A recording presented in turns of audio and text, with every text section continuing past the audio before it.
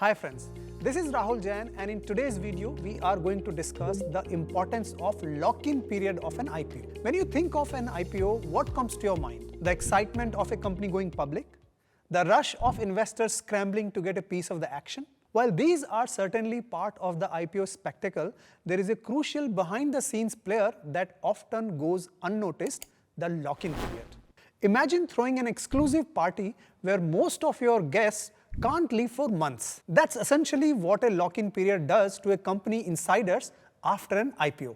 An initial public offering lock-in period is a regulatory restriction. It places a restriction on anchor investors and promoters with regards to selling off their shares allotted to them during the IPO. The lock-in period for 50% of the allotted shares to anchor investors is 90 days. This means that anchor investors can sell their allotted shares only after 90 days from the date of allotment of these shares. For the remaining 50%, the lock-in period is 30 days. But for promoters, the lock-in period is up to 18 months from the date of allotment. Let's understand two crucial points about lock-in period. Number one, why lock-in period is important.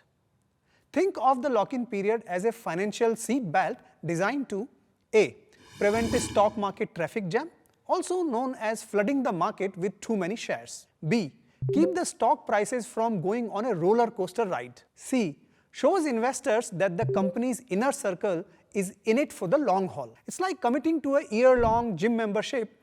Once you've signed up, you are locked in for the entire year, ensuring that you stay dedicated to your fitness goals without the option to easily back out. Number two, what happens when the lock-in period expires? When the lock-in period ends, price movements in the shares of the company may increase.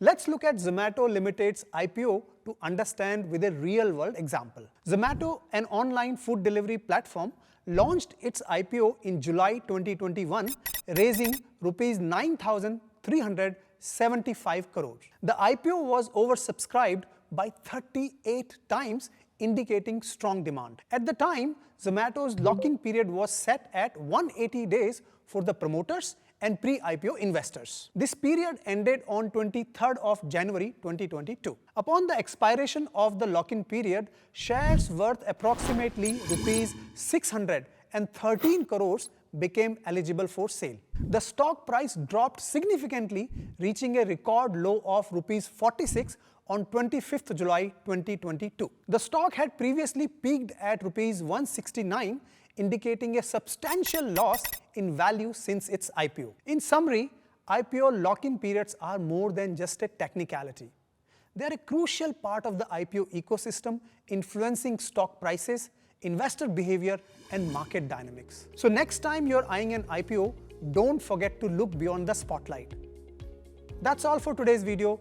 I'll see you in the next one.